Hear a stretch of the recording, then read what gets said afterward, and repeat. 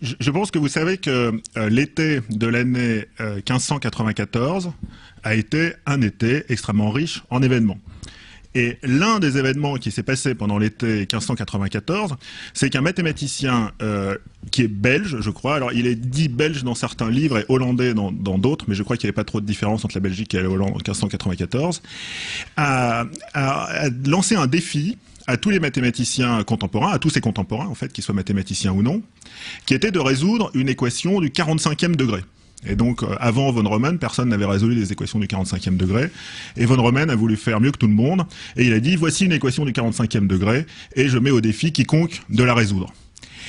Et l'ambassadeur de Hollande à la cour d'Henri IV avait montré cette équation au roi, avec un petit air ironique, en laissant entendre que, bien sûr, personne à la cour d'Henri IV ne serait capable de résoudre cette équation, ni même de comprendre de quoi il s'agissait. Alors Henri IV, qui était plus malin que ce qu'on imaginait, n'a pas résolu l'équation, mais il a fait appel à un de ses conseillers, qui est un juriste, et qui était aussi un mathématicien amateur, qui s'appelle François Viette. Et François Viette, donc c'est la légende qui parle, on n'a pas de témoin oculaire, a regardé l'équation 1 minute, et au bout d'une minute, a trouvé la solution. Alors François Viette est un très grand mathématicien, c'est un des plus grands mathématiciens du XVIe siècle. Alors c'est pas très difficile parce que le XVIe siècle n'est pas un siècle qui a été très riche en développement mathématique. Le XVIIe siècle qui a suivi était beaucoup plus intéressant, mais enfin disons, c'est déjà pas mal d'être le plus grand mathématicien d'un siècle médiocre. Et François Viette, on lui doit par exemple le calcul des 10 premières décimales de pi. Donc c'est quelque chose de tout à fait extraordinaire. Il a calculé l'aire de polygones à 96 côtés. Et on lui doit aussi la notion de produit, de multiplication d'une infinité de nombres. Et donc ça annonce toutes les mathématiques du XVIIe siècle. Et donc c'est un mathématicien de tout premier plan. Cela dit, à la cour d'Henri IV, il n'était pas du tout connu pour avoir calculé les 10 décimales de pi, ni pour avoir inventé cette notion de multiplication d'une infinité de nombres, mais il était connu pour avoir résolu le défi qu'avait posé von Neumann. Alors c'est pas du tout une histoire isolée dans l'histoire des mathématiques. Tous les mathématiciens, au moins de cette époque, et ça se poursuit d'une manière plus discrète aujourd'hui, tous ces mathématiciens, donc Fermat, Pascal, tous les grands mathématiciens du XVIIe siècle, ont eu cette habitude qu'on peut trouver agréable ou désagréable, qu'on peut trouver un petit peu compétitive ou un petit peu ludique selon le point de vue duquel on se place, de lancer des défis comme ça, de faire des jeux mathématiques, de mettre leurs contemporains au défi, de trouver des solutions à des problèmes dont eux-mêmes avaient la solution. C'est-à-dire, en général, c'était ou bien des problèmes qu'ils avaient résolus, ou alors des problèmes qu'ils avaient concoctés à partir de la solution, comme c'était le cas de von Neumann. Il a commencé par sa solution, puis une fois qu'on a la solution, c'est plus facile de calculer l'équation que d'aller dans l'autre sens. Donc il semble qu'il y ait une véritable histoire des jeux mathématiques, que ce soit pas juste un phénomène récent, mais que à côté de l'histoire officielle des mathématiques, il y ait toujours eu une histoire parallèle qui était plus ludique et qui était aussi plus gratuite, parce que l'équation du 45e degré que von Neumann avait proposée, tout le monde s'en fout. Elle n'a rigoureusement aucun intérêt dans le développement des mathématiques qui ont suivi. C'était juste un problème gratuit. Et donc je pense que c'est dans la perpétuation de cette tradition qu'un certain nombre de journaux, comme Le Monde par exemple, qui pourtant publient extrêmement peu d'articles de mathématiques. Je crois qu'il y a très peu de sujets sur lesquels Le Monde publie aussi peu d'articles. Mais néanmoins, il y a régulièrement, dans Le Monde, entre le problème de bridge et le problème de mots croisés, donc il faut lire Le Monde jusqu'au bout, des problèmes de mathématiques qui sont proposés, des jeux mathématiques. Et cette tradition de faire participer le plus grand nombre aux mathématiques sous forme de jeux est une tradition qui a beaucoup de sens, parce que quand on cherche à résoudre un jeu mathématique, on est finalement dans une position assez proche de celle du mathématicien professionnel. Alors certes, le mathématicien professionnel travaille sur d'autres problèmes, c'est des problèmes qui sont moins gratuits, souvent moins ludiques, moins rigolos, moins faciles à exposer, mais enfin bon, il y a cette même idée qu'on a un problème et qu'on se casse les dents dessus, et puis que ça dure. Puis des fois on a une idée, puis des fois on n'en a pas, puis des fois on trouve pas, puis on en parle à d'autres qui suggèrent des idées, et puis bon, et c'est comme ça que ça marche. Et on est beaucoup plus dans ce type de situation que quand on lit un article ou un livre de mathématiques. Ça c'est quelque chose qui est intéressant, que les mathématiciens font aussi, mais on n'a pas cette composante essentielle des mathématiques qui est de chercher, d'essayer de résoudre par soi-même. Donc c'est pour ça que je pense que c'est bien que cette tradition des jeux mathématiques se poursuive. Alors cela dit, il ne peut pas y avoir d'histoire des jeux mathématiques autonomes.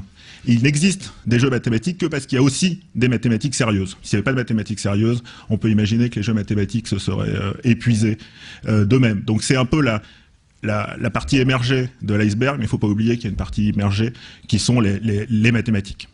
Et quand on a conçu avec Annick Audouard ainsi que les autres intervenants cette série de conférences, on s'est dit que plutôt que de proposer des jeux mathématiques qui soient un petit peu comme ça gratuits et complètement déconnectés des mathématiques du XXe siècle, on allait essayer de construire des jeux qui, à chaque fois, nous permettraient d'ouvrir vers un thème des mathématiques et un thème des mathématiques d'aujourd'hui. Alors ce ne sera pas toujours des thèmes des mathématiques contemporaines, mais on a essayé, autant que faire se pouvait, d'aller dans ce sens-là. Voilà, donc je voulais un petit peu, avant de commencer à jouer avec vous, ou plutôt de vous faire jouer, parce que moi je ne suis pas là pour jouer, moi je travaille, c'est vous qui êtes là pour jouer, je voulais un petit peu vous expliquer quel était le but de ces conférences. Donc le premier jeu, il s'appelle le jeu du coloriage, et on peut le comprendre en regardant cette carte de France que j'ai trouvée dans un atlas, et qui représente les régions académiques. Donc ici, on est dans l'Académie de Paris. Certains d'entre vous habitent peut-être sur les zones de l'Académie de Versailles ou de Créteil ou de plus loin. Et il y a une vingtaine d'académies comme ça en France. Et si vous regardez cette carte, elle a une propriété très particulière. C'est qu'elle est coloriée et que deux académies qui sont limitrophes ne sont jamais coloriées par la même couleur. Et donc ça, c'est une des règles quand on fait des cartes. C'est qu'on essaye que deux pays, deux régions, deux communes qui se touchent soient toujours de couleurs différentes, parce que sinon la carte n'est pas très lisible. Et donc ici, on a du orange, du jaune, du bleu. C'est tout. Il y a du bleu, du orange. Oui, il y a du jaune et du vert. Parce que vous voyez ici, par exemple, ça c'est du jaune et ça c'est du vert. Donc ça c'est un aléa qui existe toujours avec les projections vidéo, c'est qu'on ne sait jamais comment ressortir les couleurs, mais elle est coloriée avec 4 couleurs. Oui, on voit une différence. Ici, ça c'est vert, etc. Bien. Donc il y a 4 couleurs qui sont le vert, le jaune, le orange et le bleu. Alors dans le même atlas, j'ai trouvé cette carte, qui est la carte des cours d'appel. Donc de la même manière que la France est découpée en académies, elle est découpée en régions judiciaires, dont les centres sont des cours d'appel. Et là, vous voyez qu'il y a plus de couleurs. Il y a du bleu, du rose, du marron, du jaune et du rose. Ici, par exemple, il y a du rose. Et donc, on peut se demander pourquoi avoir choisi de faire la carte des académies avec 4 couleurs et pourquoi avoir choisi de faire la carte des cours d'appel avec 5 couleurs. Et bien sûr, la question qu'on peut se poser, c'est de savoir si on peut recolorier cette carte avec 4 couleurs uniquement. Et alors, la réponse est oui. Et donc, par exemple, il faut mettre Grenoble. On va commencer par Rennes, qui est plus facile. On va essayer d'éliminer le marron. Donc, Rennes, vous voyez qui est marron, ça touche du jaune, du vert et du bleu. Et donc, on pourrait très bien recolorier Rennes en rose.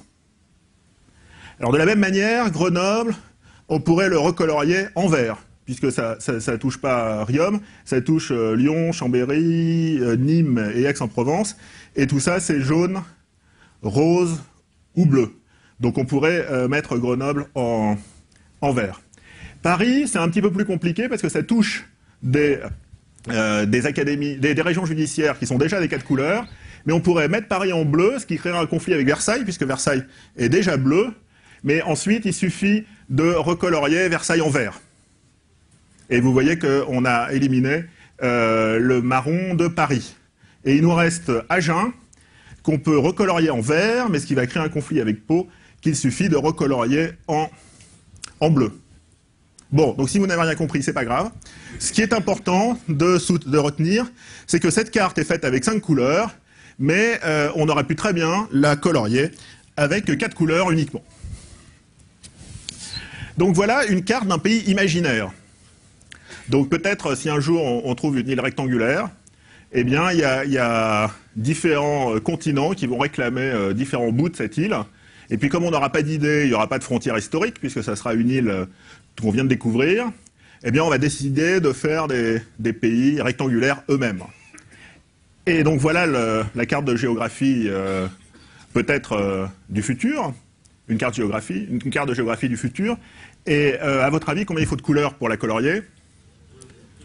2, bien sûr, puisqu'il n'y a aucun pays qui n'en touche... Enfin, voilà un exemple de coloriage. Et donc, le coloriage montre que 2 couleurs suffisaient. Bon, alors peut-être on ne va pas découper cette île comme ça, mais on va la découper comme ça. Et là, combien il faut de couleurs? Eh bien, 3. Donc on peut colorier comme ça. Et vous voyez qu'on peut essayer avec 2, mais il n'est pas très difficile de se convaincre que ça ne va pas marcher, puisque ces 3 pays se touchent 2 à 2. Donc chacun touche les 2 autres, et donc fatalement, il est nécessaire d'utiliser 3 couleurs. Bon, alors peut-être l'histoire va se dérouler sur cette île, et à ce moment-là, il y aura des frontières de plus en plus compliquées, et un jour, l'île va ressembler à ça. Et là, combien il faudra de couleurs? Eh bien 4. Les voilà. Et encore une fois, le fait qu'on puisse la colorier avec 4 couleurs, ça, il suffit de la colorier, et on voit bien que c'est le cas. Maintenant, le fait qu'on ne puisse pas le faire avec moins, eh bien, il faut regarder ces 4 pays qui se touchent 2 à 2. Chacun touche les 3 autres. Le rouge touche les 3 autres, le bleu touche les 3 autres, le vert touche les 3 autres, et le jaune touche les 3 autres. Donc, on ne peut pas faire avec 3 couleurs. Il est nécessaire d'en avoir 4. Bien, donc maintenant, voici le jeu que je vous propose. C'est pour ça qu'on vous a donné un papier et un crayon. C'est de dessiner une carte qui demande au moins 5 couleurs pour être coloriée. Donc vous avez vu des cartes qui peuvent être coloriées avec une couleur. Bon, on a 2 couleurs, 3 couleurs, 4 couleurs. Mais est-ce qu'il y a des cartes qui peuvent être coloriées avec 5 couleurs? Et alors c'est pour que vous puissiez vous exercer et dessiner des cartes qu'on vous a proposé à l'entrée une feuille de papier et des crayons. Donc c'est tout ce dont vous avez besoin. Vous n'avez pas de crayon de couleur, mais vous pouvez hachurer ou marquer bleu, rouge, vert à l'intérieur.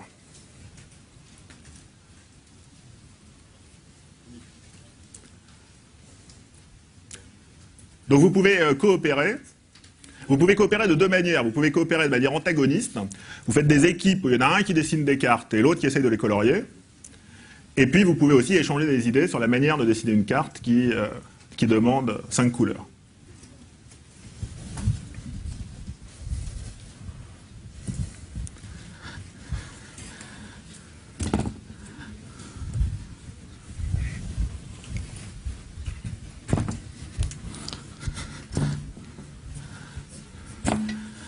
Donc celle ou celui qui trouve la solution en premier peut venir la dessiner.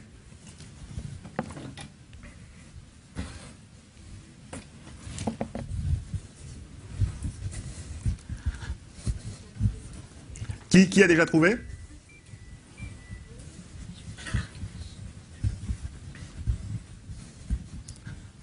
Qui ça? Apparemment.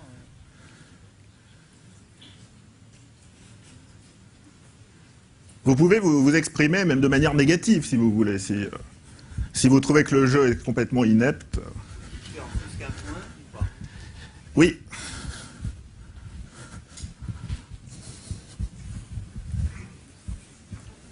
Oui, donc je peux un peu préciser les règles. 2 pays se touchent quand ils ont un segment commun.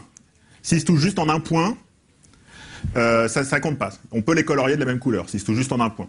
Donc en particulier, si vous avez par exemple 2 pays carrés qui se touchent juste par les 4 coins des 4 carrés se touchent en un point unique, les 4 sommets des 4 carrés, à ce moment-là, vous pouvez colorier avec 2 couleurs.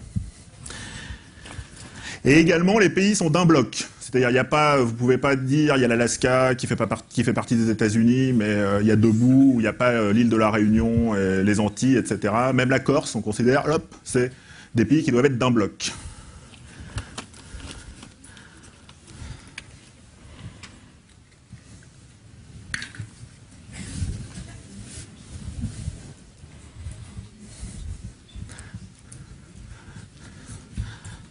Mais il n'est pas nécessaire d'avoir complètement la solution pour parler. Si vous avez une idée de solution, vous pouvez nous le dire, et puis ça peut aider d'autres joueurs à avoir des idées. Ou encore une fois, si vous pensez que le problème est ridicule, vous pouvez le dire aussi. En revanche, vous ne pouvez pas changer l'énoncé. L'énoncé est celui qui est là. Oui. Voilà.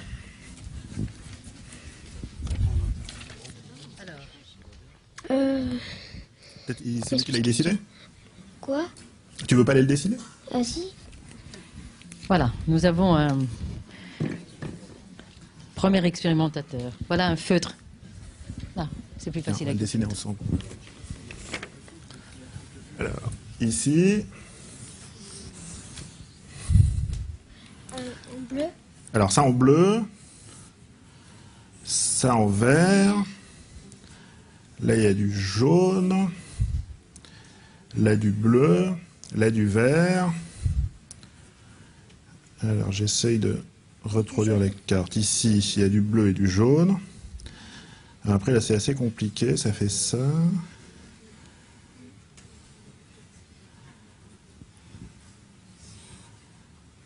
Au milieu, il y a du rose.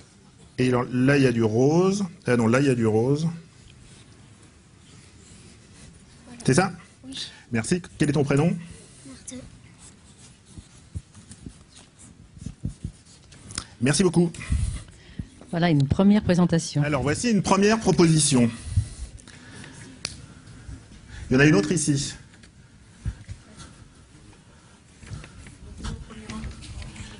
Bon, alors, on va d'abord finir de discuter la carte de Martin.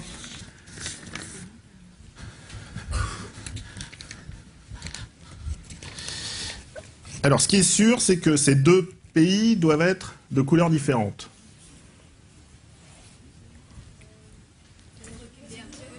Pardon.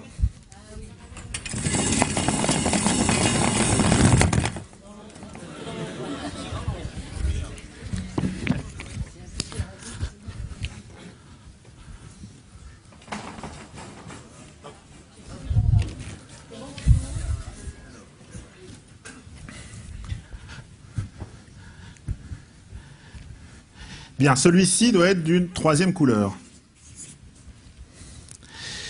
Pour celui-ci, je peux réutiliser cette couleur. Et pour celui-là, je peux réutiliser celle-là. Ensuite,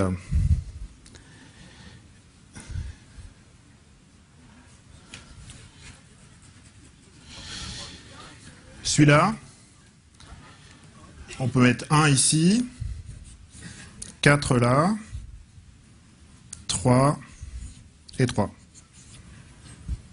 Belle tentative, mais cette carte est coloriable avec 4 couleurs.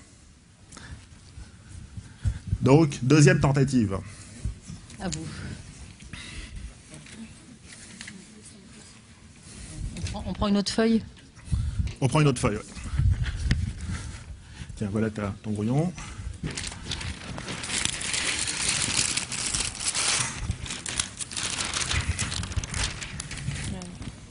Tiens.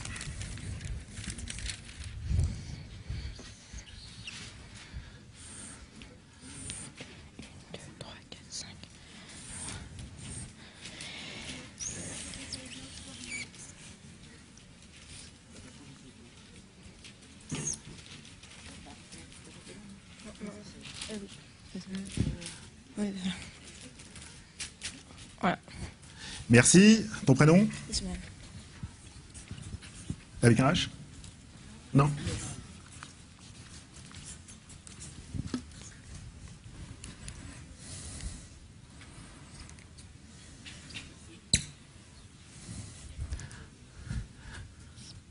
Bien, donc il y a de l'idée dans l'alternance. Et on va faire 1, 2, 1, 2, 1. Et puis autour, 3, 4, 3. Ah, oui.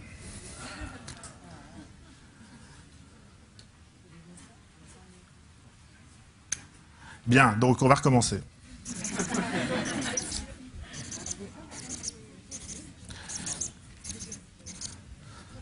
Ce qui vous prouve que je leur ai pas demandé de proposer des cartes, parce que sinon je les connaîtrais par cœur. Donc ici, on a dit, c'est forcément 3 couleurs différentes. Bien, maintenant ici,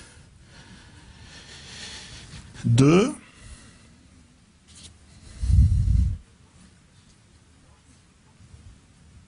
3.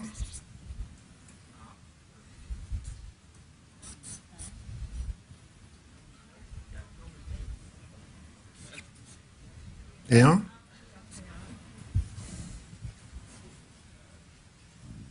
Bon. Alors, il y a encore un problème. Ah oui, le 1 au milieu. Non, Le 1 au milieu, il touche. il touche rien. Ah, alors, il faut que je comprenne ici. Est-ce que ça touche ça ou pas? Non, non, c'est dans l'angle. Hein. C'est dans l'angle. Bien. C'est dans l'auteur dit c'est dans l'angle. D'accord, mais apparemment, il y a d'autres auteurs qui veulent proposer d'autres cartes qui sont la même ou c'est pas dans l'angle. Bien, alors si c'est pas dans l'angle. Donc 4.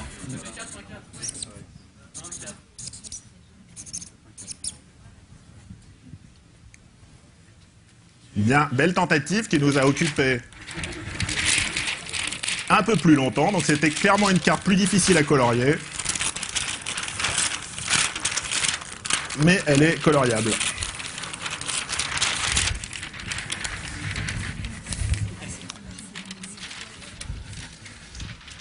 Bien, ben on pourrait se dire que finalement c'est pas possible. Eh bien si, c'est possible. Et je vais... Oui, il y en a une autre? Allez-y. Allez-y, allez décider.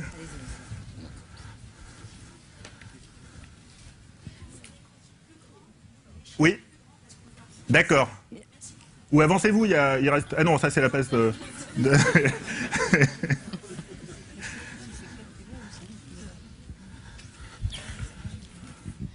Quelqu'un a levé le doigt, parce que vous avez trouvé une solution Merci. aussi, c'est ça? D'accord. Il y a une autre solution au fond. Alors, ici... Monsieur, voilà. Donc, quel est votre prénom? Alain. Alors... Donc, 1, 2, 3.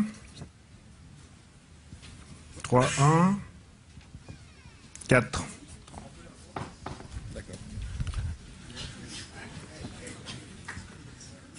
Merci. Ah bah, vous avez gagné une feuille.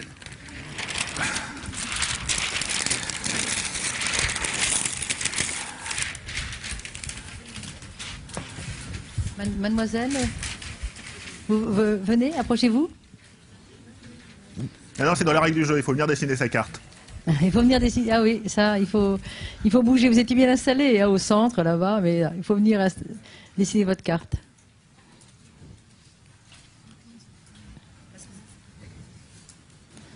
C'est quand même bien qu'il y ait quand même une femme qui vienne dessiner, quand même, et trouver la solution.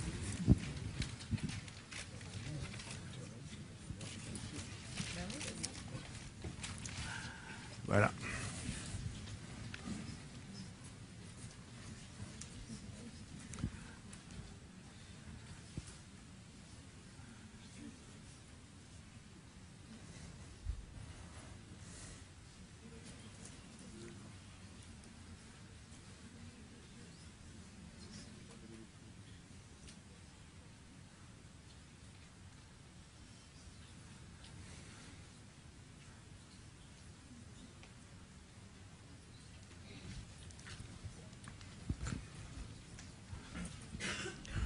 Alors, maintenant, les couleurs. Non, non, les couleurs, c'est moi. Ah, les couleurs, d'accord. Merci beaucoup. Ton prénom?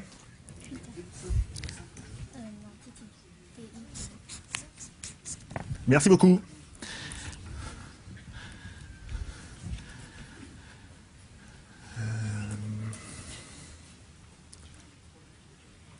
Bien, donc ici, pareil, 1, 2, 3, c'est forcément 3 couleurs différentes.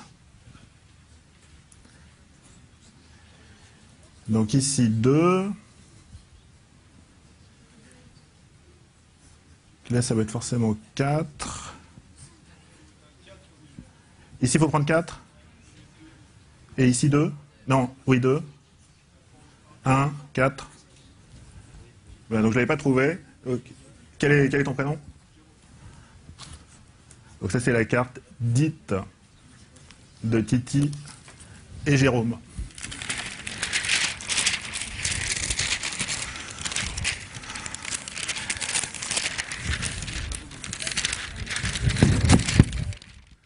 Allez-y. D'accord. Faites trois cercles concentriques et celui. Enfin, voyez. Bah, je vais essayer de la recopier telle qu'elle est. Voilà. Vous pouvez donner ça à Titi. Merci. Alors, 3 cercles concentriques.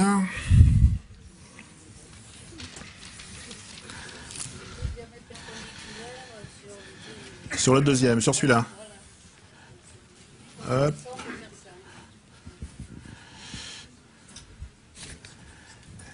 Merci, votre prénom?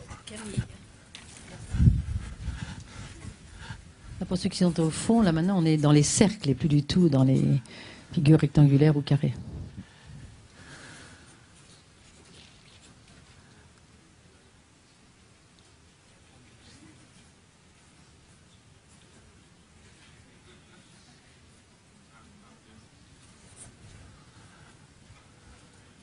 C'est bon? Je suis pas absolument sûr là. Qu'est-ce que... Si, je crois.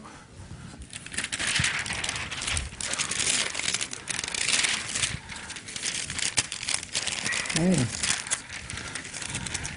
Bon, on a fait 6 cartes. Oui, une dernière tentative. Bien. Il faut la dessiner. Il faut bien la dessiner. Une dernière tentative.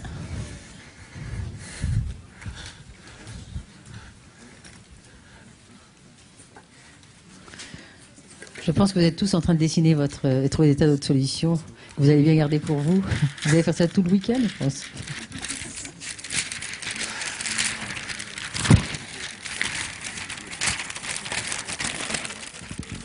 Donc on est encore dans les cercles cette fois-ci.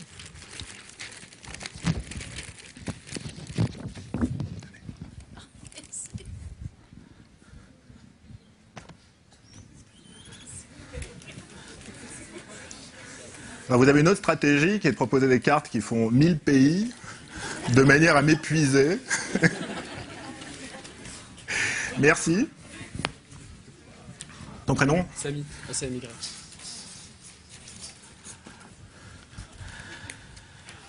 Alors, bon, ces trois-là, c'est fatalement 3 couleurs différentes.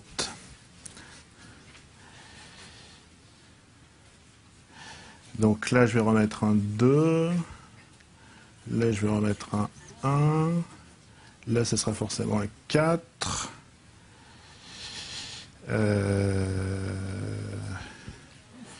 Là, ça sera forcément un 3. C'est ça? 4. Ici, un 1. Ici, un 4. Un 3. Ah non, pas un 3, un 1. 2. 4.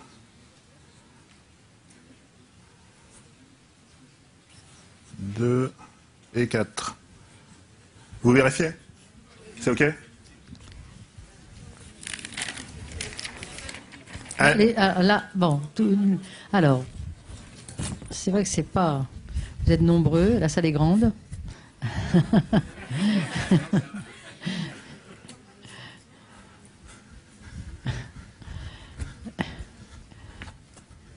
C'est une belle carte. Ça ressemble à une fleur, en plus.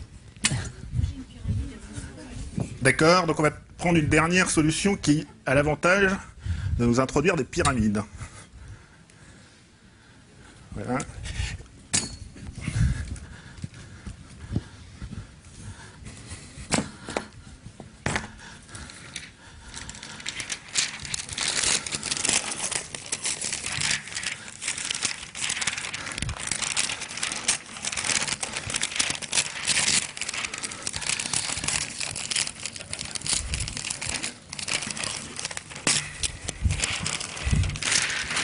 Merci.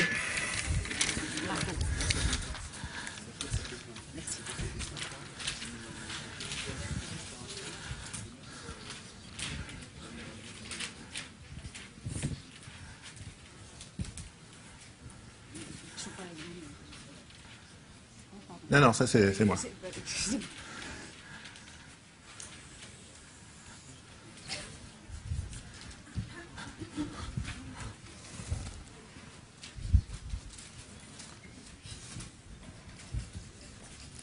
Merci.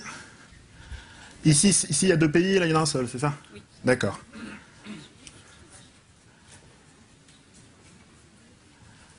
Donc, ces trois-là sont différents. Celui-ci est un 4. Ici, ça peut être avec un 2. Ici, ça peut être un 3 ou un 4. 4, on met 4?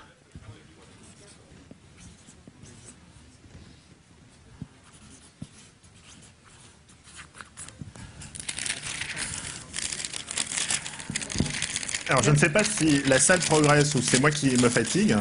Mais non, c'est toujours vous qui les trouvez. C'est difficile de se battre contre 300 personnes à la fois. Hein. Merci beaucoup.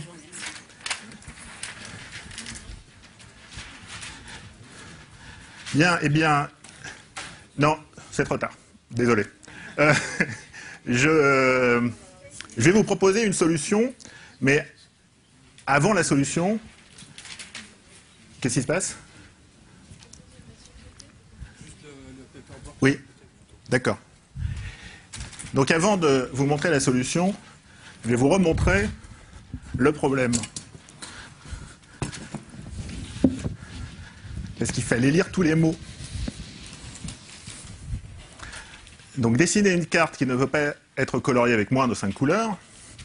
Et on vous disait, attention, il y a des feuilles de papier et des crayons qui sont à vos dispositions. Alors crayons, c'était pas important. Ce qui est important, c'est feuilles de papier. Donc je vais essayer de mettre un pays au centre. Et ce pays, je vais l'appeler le centre.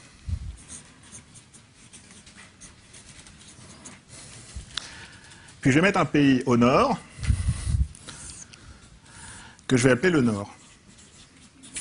Un pays au sud, que je vais appeler le sud. Et un pays à l'ouest, et un pays à l'est. Donc voilà ma carte.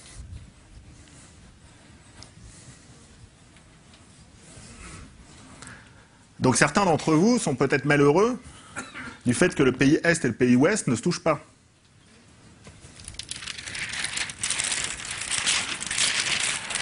Qu'à cela ne tienne. Maintenant,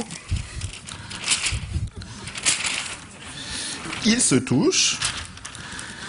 Et non seulement ils se touchent, mais j'ai même du scotch.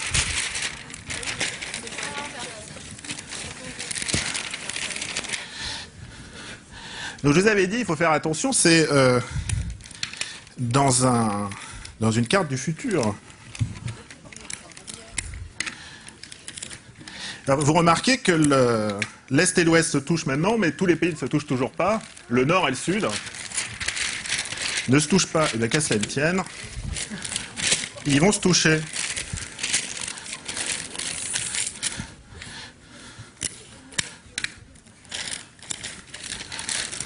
Et voici ma carte. Et on va la proposer à ce jeune homme qui a eu le courage de nous proposer la première tentative. Alors, juste avant, je vais te la rendre. Si vous voyez ça, vous voyez que ça ne ressemble pas à une planète. Ça ressemble à quoi? Voilà, à une bouée. Et en fait, ça serait mieux si pour vous expliquer ce principe, j'avais une bouée. Donc est-ce que quelqu'un est venu avec une bouée?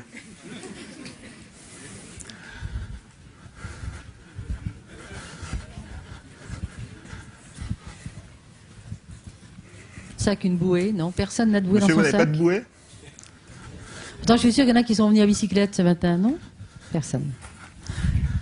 Et voici une bouée.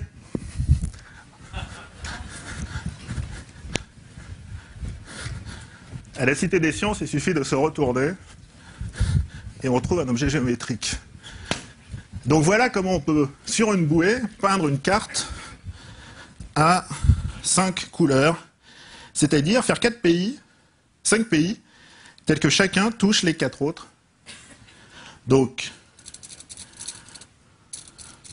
on commence avec un petit peu de jaune. Voilà, donc ça c'est le pays que j'avais appelé le centre tout à l'heure.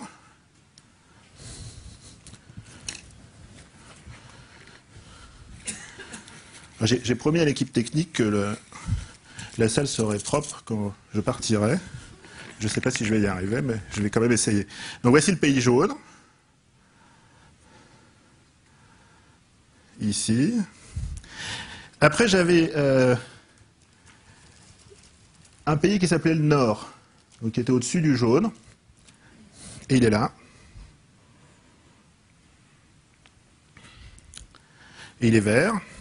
Oui, vous avez le centre et le nord. Et puis il y a le sud.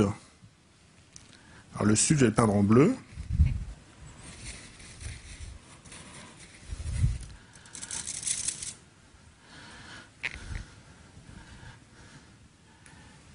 Et ce qui est important, c'est que il va toucher le vert par derrière. Donc voilà, 3 pays qui se touchent, 2-2. Maintenant, il me reste l'Est et l'Ouest.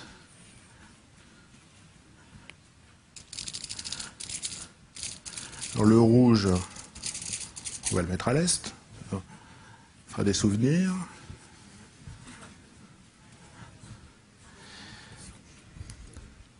Voilà, donc lui, il touche le jaune, le vert et le bleu.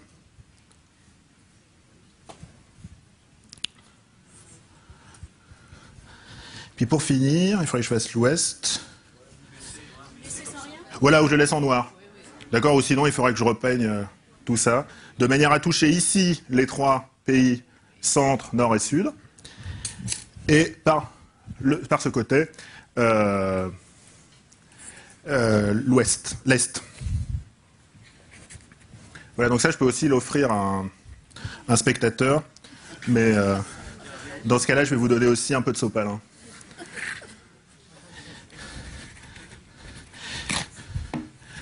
Donc, les planètes du futur, rien ne nous dit qu'elles n'auront pas cette forme.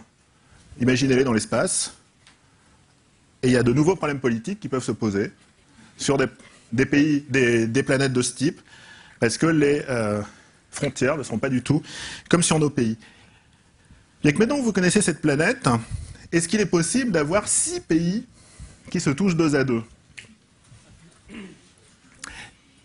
Eh bien ici encore la réponse est oui, et il suffit d'avoir une chambre à air comme ça, et on peut même avoir 7 pays qui se touchent 2-2, c'est-à-dire tel que chacun touche les 6 autres.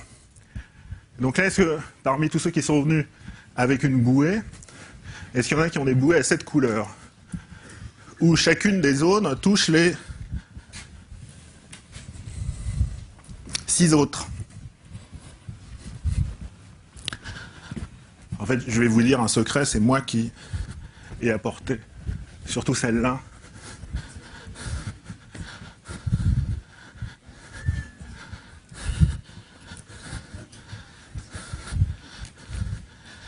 Voilà, donc ça va être exposé à la FIAC. Donc vous avez 7 couleurs qui sont le rouge. Alors je vais commencer par où? Le rouge, le vert, le jaune. Non, le rouge, le vert, le bleu, le jaune, le violet, le orange et le rose. C'est du violet. Ouais, violet ou marron. Mes couleurs ne sont pas tout à fait régulières, je l'avoue. Et donc vous voyez, si vous prenez par exemple le jaune qui est là, il touche le bleu et le violet, qui sont de part et d'autre. Mais attention, le jaune il part là, hop, et il réapparaît là. Et ici, il va toucher le vert et le rouge. Et quand il réapparaît, il touche le orange et le rose. Donc il touche 1, 2, 3, 4, 5, 6 couleurs.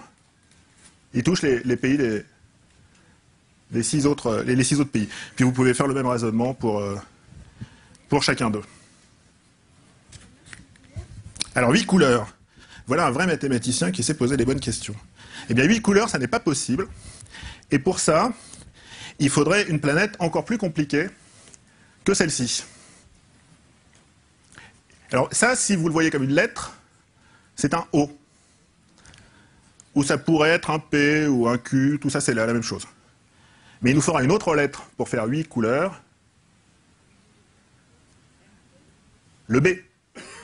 Donc effectivement, si on a un B, c'est-à-dire si on prend deux chambres à air comme ça et qu'on les soude ici, eh bien à ce moment-là, on peut trouver une carte qui demande 8 couleurs pour être coloriée.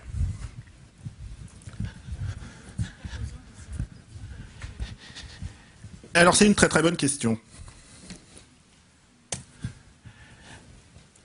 Donc ça c'est l'exemple que je viens de vous montrer pour ceux qui n'étaient pas au premier rang. Comment faire une carte sur un tore, donc une chambre à air, ça porte un nom savant, ça s'appelle un tore, qui demande 7 couleurs pour être peinte. Donc c'est une carte très régulière, vous faites des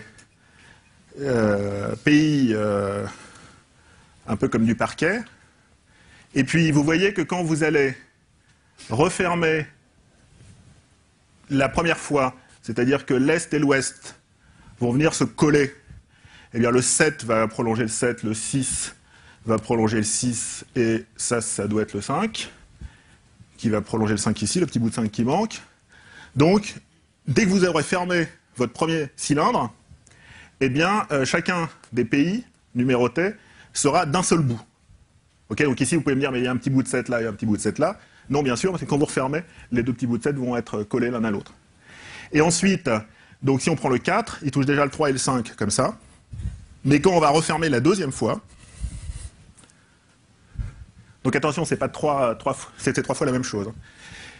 Donc le 4, il touchait déjà le 3 et le 5, et quand on va le refermer, il va toucher le 1 et le 2 ici, et le 5 et le 6 là. Et puis vous pouvez vérifier que c'est la même chose pour tous les autres.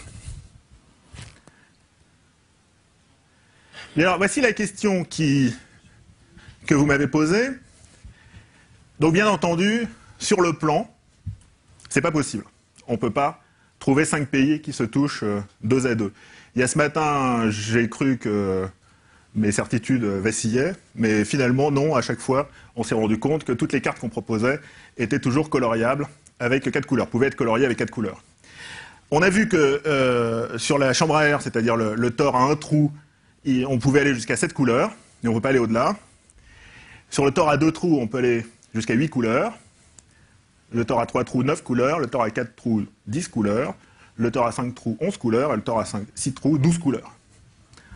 Donc, alors, une chose que vous pouvez faire, c'est prendre des pattes en forme de lettres. C'est celles qu'on met dans la soupe. Et vous pouvez essayer de les peindre.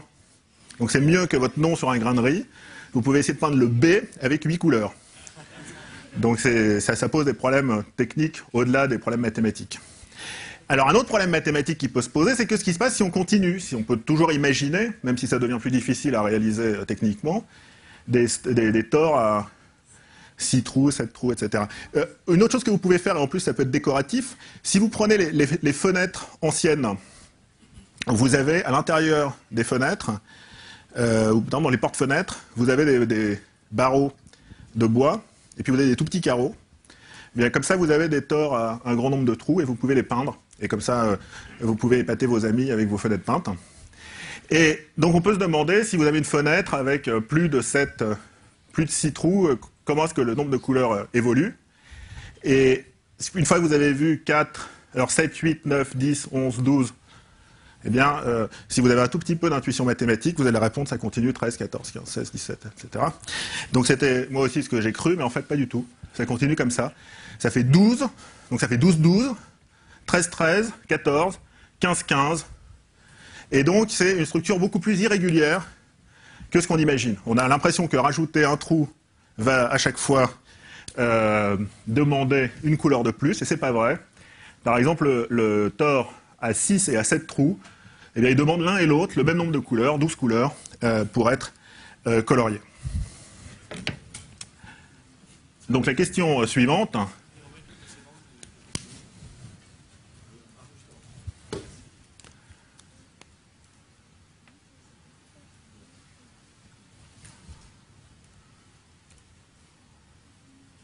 Alors la question suivante, c'est de se demander si on peut généraliser ça et connaître le nombre de couleurs qui sont nécessaires pour un tore à n trous.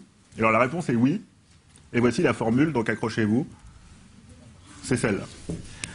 Donc le nombre de couleurs nécessaires, c'est 7 plus racine de 48G plus 1 sur 2. Et ça, c'est pas forcément un nombre, ça peut être un nombre à virgule.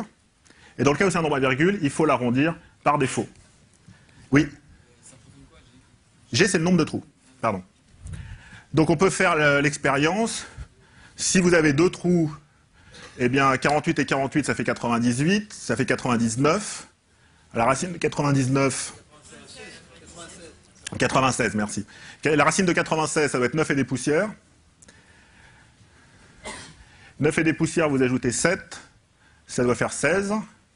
Vous divisez par 2, ça fait 8. Eh bien, pour 2 trous, le résultat est bien 8. Il faut arrondir par défaut. Et alors, la première fois qu'on voit cette formule, on se demande d'où elle peut venir, comment est-ce qu'on est arrivé à une formule aussi horrible. Et s'il y en a parmi vous qui sont en seconde, donc cette formule doit rappeler quelque chose quand même. La racine carrée, oui. Oui, voilà. Voilà, ça ressemble aux racines d'une équation du second degré. Et en fait, ça vient d'une équation du second degré. Donc je vais un petit peu, pour conclure cette conférence, vous parler un peu de l'histoire de ce problème. Le premier à avoir posé cette question, c'est un certain Francis Guthrie, qui l'a posée en 1853. Et donc c'est un problème relativement récent. Il n'y a pas de question de coloriage de cartes qu'on connaisse, au moins chez les Grecs, en Mésopotamie, dans les mathématiques du Moyen-Âge, dans les mathématiques modernes, enfin celles du XVIIe siècle, il n'y a pas non plus ce genre de questions. C'est seulement au milieu du XIXe siècle qu'on a commencé à se poser cette question. Et Francis Guthrie est quelqu'un qu'on ne connaît que pour avoir posé ce problème. Il n'a absolument fait aucune contribution aux mathématiques autre que d'avoir dit un jour, tiens, 4 couleurs ont l'air de suffire. Et lui s'était intéressé au coloriage de la carte des comtés du Royaume-Uni. Et pourtant, le théorème ne s'applique pas parce que les comtés, il y en a qui ont plusieurs bouts. Donc il y a des comtés qui ont des petites colonies dans d'autres comtés. Et donc c'est pas une carte au sens où on le disait tout à l'heure, mais enfin bon, c'était pas grave. 4 couleurs lui ont suffi. Et il a posé ce problème un peu à la cantonade. Il en a parlé à son beau-frère, qui connaissait bien un mathématicien qui s'appelle Hamilton. Et Hamilton en a parlé à Cayley. Et Cayley est le premier à avoir écrit un article là-dessus où il a à peu près rien à trouver. Donc Cayley a dit, tiens, le problème a l'air difficile, c'est marrant, on a l'impression que ça se fait en 2 coups de cuillère à peau, mais pas du tout. Et en 1880, il y a un certain Kemke qui a démontré que 4 couleurs suffisaient toujours pour colorier n'importe quelle carte de géographie. Ça, c'est quelque chose qu'on raconte assez peu dans les livres d'histoire, et surtout aux élèves dans les lycées, c'est que Kemke a donné cette démonstration, puis pendant 10 ans, tout le monde a cru que la démonstration était correcte, et au bout de 10 ans, on s'est rendu compte qu'elle était fausse. Donc, il arrive à tout le monde de se tromper, mais ce qui est intéressant, c'est qu'en général, quand on fait une erreur en mathématiques, on a l'impression que tout le monde voit l'erreur tout de suite. Mais là, ce n'était pas le cas, puisque pendant 10 ans, des gens ont lu son article, ont dit oui, ça a l'air intéressant, ça a l'air d'être correct, etc. Et puis ça ne l'était pas. Et celui qui a trouvé l'erreur, c'est un certain Percy John Heywood, en 1890, donc 10 ans après Kemke. Et Heywood est le premier à avoir fait une vraie contribution au problème. Et il a démontré ces trois choses. La première chose, c'est qu'il a montré que le nombre de couleurs était toujours inférieur à 5. Donc pas 4. Il n'a pas réussi à montrer que c'était 4, mais il a réussi à montrer que c'était 5. En fait, ce qu'il a fait, c'est qu'il a pris la preuve de Kemke, la démonstration que Kemke avait donnée, il a relu l'article de Kemke, et il s'est rendu compte que... Alors Kemke, qu'est-ce qu'il faisait? Il coupait le graphe en 2, il coupait la carte en 2, il coloriait les 2 cartes, et puis après il montrait comment on pouvait recoudre à la couture en changeant un peu les couleurs. Et donc Heywood s'est rendu compte que cet argument ne marchait pas pour 4, comme Kemke le croyait, mais qu'il marchait pour 5. Et par un argument un peu similaire, Heywood a regardé la question sur le tore, et il s'est rendu compte que c'était toujours plus petit que 7 sur le tore. Et il a généralisé ça pour une surface à G trous, et il s'est rendu compte que le nombre de trous est toujours inférieur à ça. Et comment est-ce qu'on arrive à ça? Eh bien, ce n'est pas des mathématiques extrêmement difficiles. Il y a un certain nombre de choses dont on se rend compte, que par exemple le nombre de couleurs doit être inférieur au nombre de pays. Et puis, il y a des relations sur ce qui se passe quand je rajoute un pays, combien je peux rajouter de frontières, etc. Et donc, en développant comme ça des raisonnements assez simples, qui ne sont pas complètement simples, il faut passer une journée ou deux à les lire, mais enfin bon, c'est pas quelque chose de tout à fait dément. Il est arrivé à l'idée qu'il y avait une certaine équation du second degré, une certaine relation du second degré qui devait être négative, et il en a déduit que le nombre de couleurs il a résolu l'équation du second degré, ça donnait ça, 7 plus racine de 48G plus 1. Et il en a déduit que quand il y avait G trou, le nombre de couleurs était toujours inférieur à 7 plus racine de 48G plus 1 sur 2. Donc ça, c'est que des résultats d'infériorité, c'est-à-dire on dit 5 couleurs suffisent toujours, 7 couleurs suffisent toujours, ou ce nombre de couleurs suffisent toujours, mais on ne sait pas si elles sont nécessaires. Et dans le cas du plan, eh bien, clairement, ces 5 n'est pas nécessaire, puisqu'on a vu qu'on s'en arrivait toujours à s'en tirer avec 4, donc le résultat était 4. En revanche, là où Heawood a eu de la chance, c'est qu'il a trouvé une carte, qui est exactement celle-ci, qu'on appelle pour ça la carte de Heawood, et qui demande cette couleur pour être peinte. Donc une fois qu'on a une carte qui demande cette couleur pour être peinte, on sait qu'on a toujours besoin au moins de cette couleur. Et Heawood a aussi trouvé, mais ça tout le monde le savait, une carte de 4 couleurs, une carte de 4 pays qui demande 4 couleurs pour être peinte. Et ça c'est assez facile, il suffit de prendre un pays au centre, et puis 3 pays autour. Et vous voyez que cette carte, elle demande toujours au moins 4 couleurs, puisque chaque pays touche les 3 autres. Et donc il y a une différence énorme entre le cas du tore et le cas du plan, c'est que dans le cas du tore, Heawood a montré que c'était au moins 7 et au plus 7, et donc que c'était nécessairement 7. Et il a résolu le problème du tore bien avant le problème du plan, qui est beaucoup plus compliqué, puisque par la méthode de Heawood, on arrive à 5 d'un côté et à 4 de l'autre. Et donc on savait que ou bien 4 couleurs ou bien 5 couleurs suffisaient, mais il y a eu des gens qui ont fait des tentatives pour trouver des cartes un peu similaires à celle-ci, un peu ce que vous avez fait ce matin, de manière à trouver une carte qui demande 5 couleurs pour être coloriée. Le dernier exemple de ça date de 1973, et il y a une carte qui a été proposée par Martin Gardner, qui fait 130 pays, et Martin Gardner a dit il faut 5 couleurs pour la colorier. Mais il a publié ça dans Scientific American le 1er avril. Et donc, vraisemblablement, il devait savoir que 4 couleurs suffisaient. Et puis, 3 ans plus tard, il y a quelqu'un qui est sorti la carte de 131 couleurs, de 131 pays coloriés avec 4 couleurs. Donc, il avait passé 1 an à essayer de la colorier. Il avait fini par trouver la solution. C'est un travail méritoire.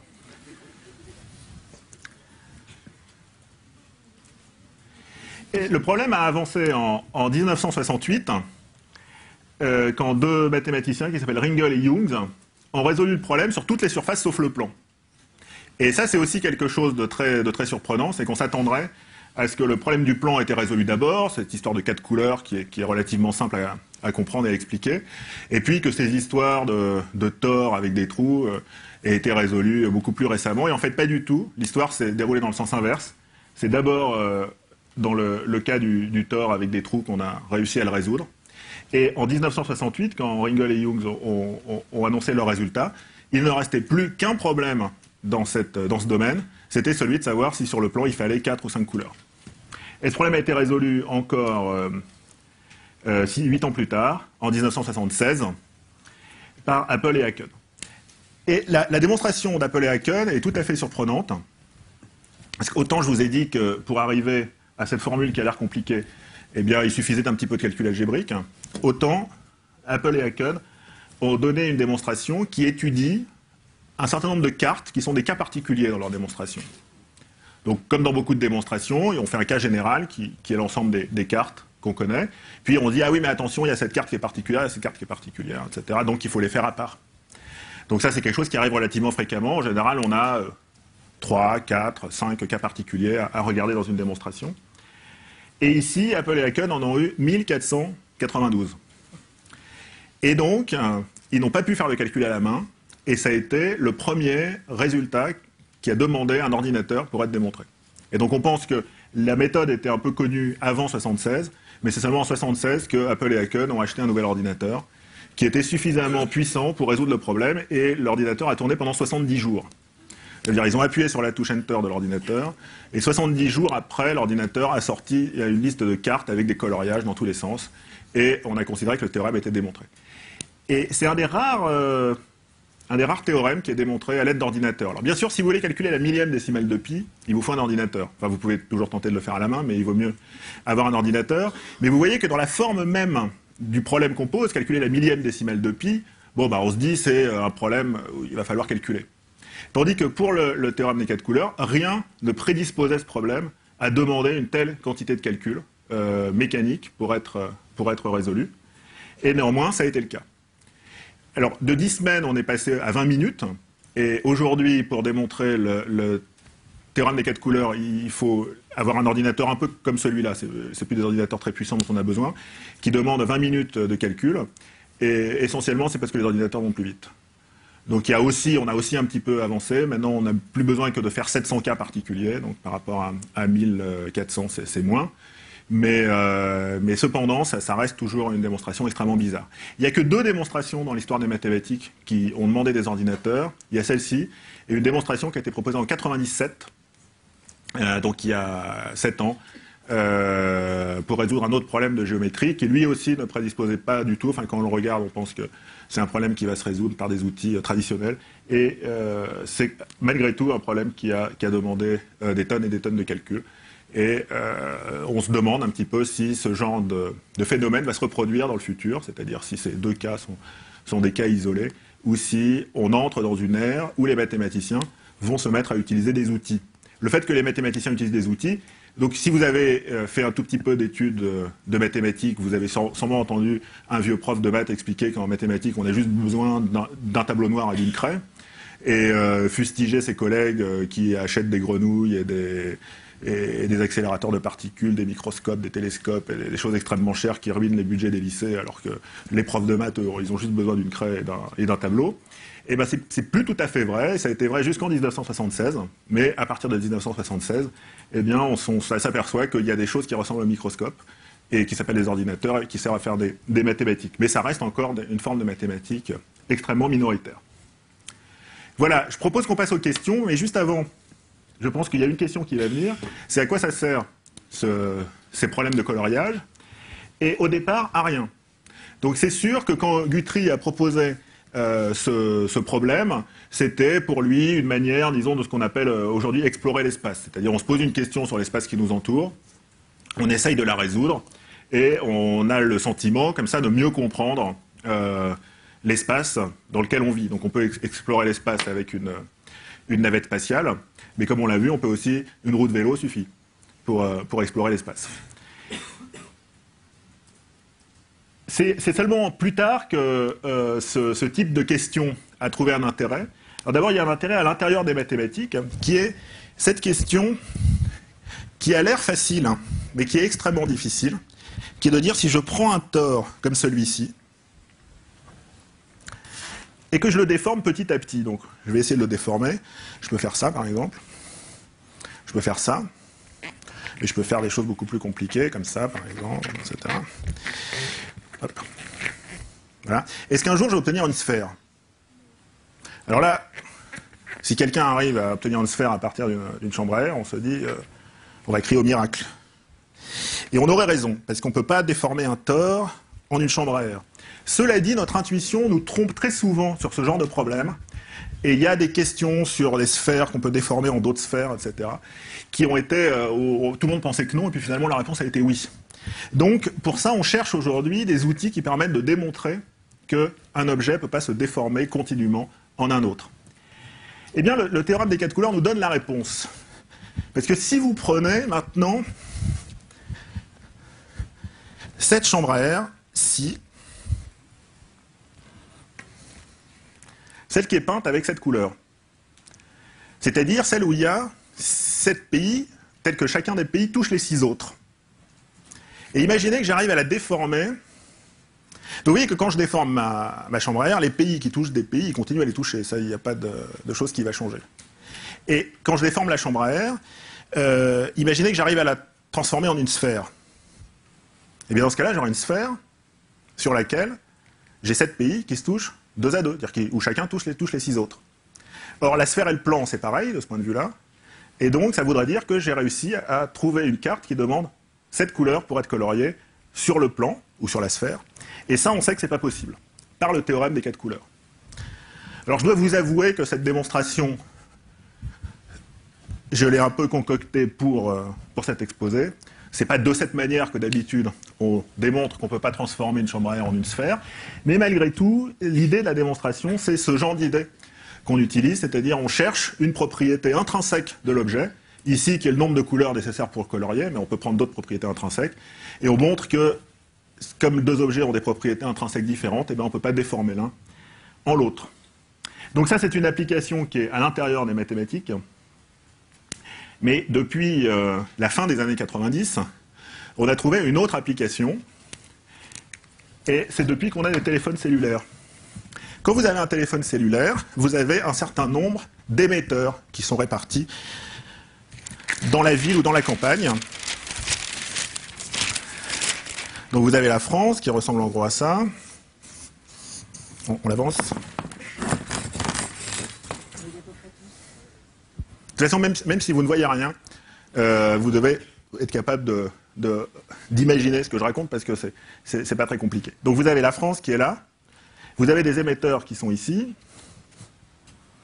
Et ici, vous avez un émetteur particulier qui est l'émetteur de Paris 19e, qui permet par exemple de téléphoner quand on est à la Cité des Sciences. Et il couvre un tout petit bout de Paris. Et puis ici, vous en avez un qui est à Marseille. Et il couvre un tout petit bout de Marseille, donc mettons, il couvre le panier. Bien, vous voyez que ici, moi je suis là avec mon téléphone en train de téléphoner. Et là, il y a mon cousin qui habite Marseille, mais enfin ça vous regarde pas, qui est en train de téléphoner ici. Entre mon téléphone et la borne, je peux utiliser une certaine fréquence. Il faut que j'utilise une certaine fréquence pour parler, pour échanger des paquets avec la borne. Vous voyez que mon cousin qui est à Marseille ici, il peut tout à fait utiliser la même fréquence.